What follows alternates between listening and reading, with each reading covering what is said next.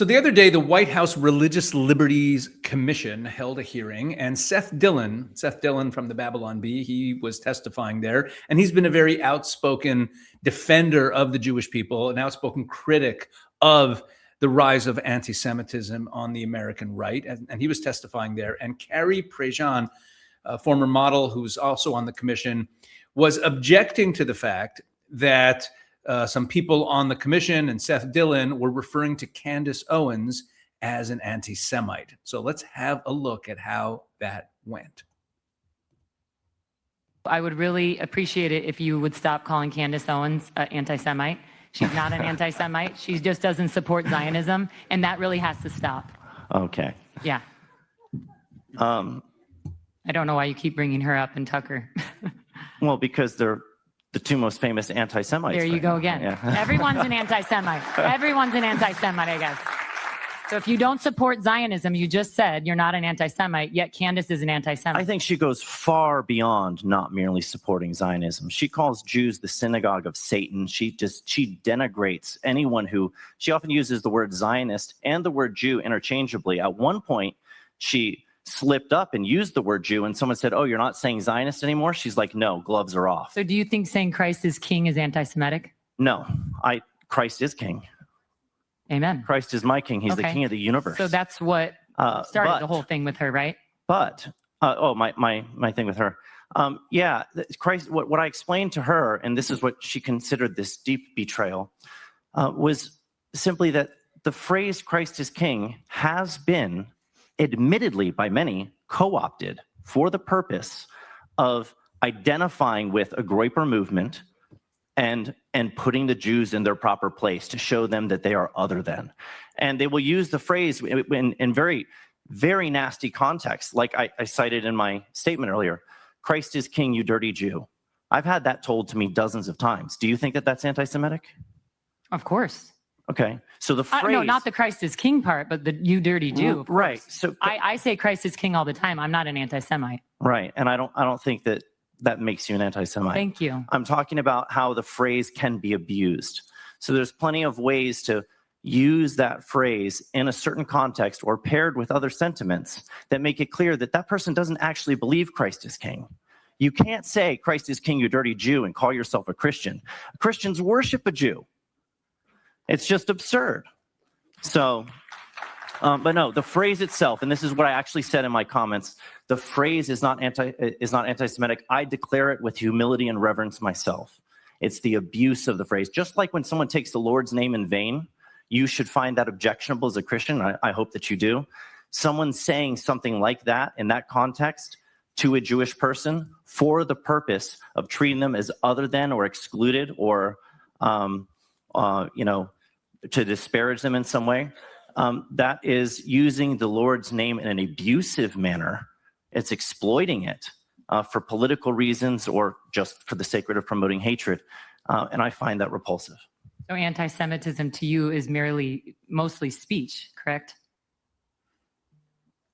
I didn't say that, no. I don't know where you got that. But for someone to say Christ is king on their social media platform, would you label that an anti-Semitic if you're looking into the context of what they're saying it, or if they just say it, Christ is king, like it could be, you have to that? Look at the context. Yeah. But I would say that's anti-Christian if you're analyzing why I'm saying Christ is king. No, saying the phrase Jesus Christ is not taking the Lord's name in vain unless you're doing it in a certain context, right? There's context matters. Yeah, so going back to Candace Owens, when she worked for Daily Wire, your friend Ben fired her because she said Christ is king. And I never said that what she said was anti-Semitic. Okay, but you're calling her an anti-Semite. Oh, yes, because she said way worse than that. Okay, let's move on because everyone seems to be obsessed with Candace. My last question, why were you at the Hamptons? Can just real quick, why were you at the Hamptons? Do you think that anything Candace has said is anti-Semitic? No, I don't. Nothing, ever. That's interesting. I mean, I listen to her daily. You should look up more. I haven't heard one thing out of her mouth that I would say is anti-Semitic. Okay. All right. So here's my take on this. With this whole, Candace Owens things. Let me be very clear because I'm kind of getting tired of this whole game. Every time someone points out anti-Semitic rhetoric, there's this immediate pushback. Oh, you're overreacting. You're weaponizing it. We're just criticizing Israel. We're just asking questions. Look, there's a lot of gaslighting here. People are not stupid. History is not stupid. Anti-Semitism almost never looks like cartoon Nazis twirling mustaches and screaming, "I hate Jews." Okay? Historically, it's more like conspiracy theories. It's claims that Jews secretly control governments, that they operate hidden networks of power, right? These blood libel type of narratives, and the Jews doing terrible things behind the scenes. It looks like claims that the Jewish religion teaches Jews to lie and to exploit everybody else. That's what anti-Semitism has looked like for centuries. We're used to it, folks. So when someone repeats all that, you don't get to turn around and say, "How dare you call that anti-Semitic?" And here's what really bothers me. If someone said there's this secret network of black elites controlling society, everyone would immediately call that racist. Immediately. If someone said there's a hidden Muslim network secretly controlling Western governments, everyone would say, "Oh, that's Islamophobia." But when it's the Jews, suddenly everyone becomes a philosopher. Oh, there's nuance. Let's look at the intent. No. Look, there is a hedging going on here to preserve plausible deniability. Oh, I'm just criticizing Israel. Candace never said anything anti-Semitic. That the plausible deniability just doesn't work, because if you repeat narratives that have been used to demonize Jews for 2,000 years, and we're used to them, we know what they are, people are going to call that anti-Semitism. And you don't get to act shocked. And here's another thing. No one's saying you can't criticize Israel. No one's saying you can't criticize Jewish politicians. No one's saying that Jews are above criticism. Jews criticize Jews more than anyone else on the planet. But once you move into this whole secret Jewish power running things, and Jews are uniquely deceptive or manipulative, that's blood libel territory. That is what Candace Owens does. She does it all the time on her show. Jews secretly orchestrating events in other countries. That's not political commentary anymore, okay? That's just repeating some of the oldest anti-Semitic tropes in history. Again, we've heard them over and over again, and we can stop pretending we don't recognize the pattern, okay? We know where all of this goes. It starts with there's something hidden about these people and the conspiracy narratives, and then it escalates. That's the way it works. Okay, calling it anti-Semitism isn't weaponizing anything. It's not cancel culture. It's just calling out what we see and what we know. Now, on that point about the cancel culture issue, Shabbos Kestenbaum, a friend of mine, he's with PragerU.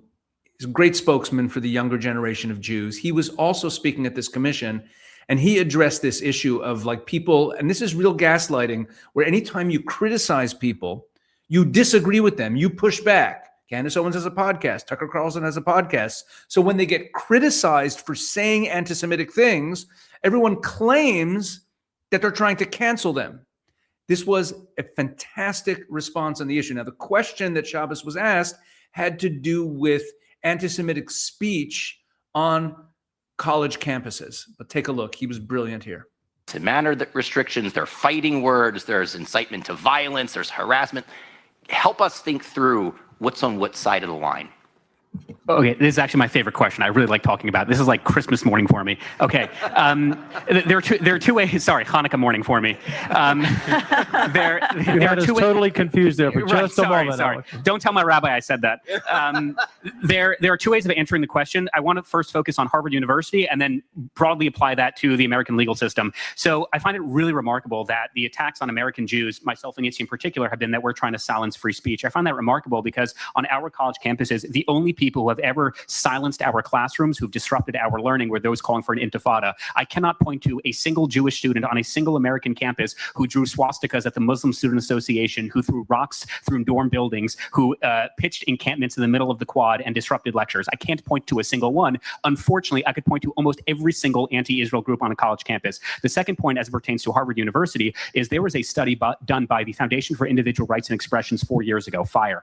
And FIRE ranked 248 American universities universities as to how well they committed themselves to free speech and the First Amendment. Out of 248 American universities, Harvard was ranked 248th. They were ranked dead last. This is an institution that when you enroll as a freshman, you have mandatory training where you are told that fat phobia, that sizeism, and that ableism are grounds for discipline. You are told that words are violent. And in fact, the former president of Harvard University, Claudine Gay, was instrumental in demoting an African-American professor for coming out against Black Lives Matter. They fired another professor from fulfilling his legal obligations and representing an objectionable client. They disinvited a controversial speaker who was deemed transphobic. They unenrolled 12 admitted students who had posted a sexist meme on a private WhatsApp group, which is really remarkable because Harvard has zero track record or history of protecting or even trying to pretend to promote free speech. The only time they suddenly had an interest was when Claudine Gay randomly said that she wished she could protect American Jewish students, but she has this newfound commitment to free speech in the First Amendment, which is objectively not true when you look at the history of Harvard University.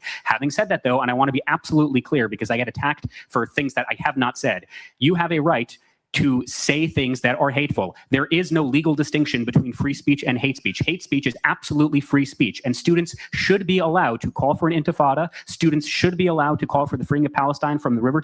They should be allowed to do those things. The problem is the double standard. So Harvard University will tell students from day one, there are certain things you can't say.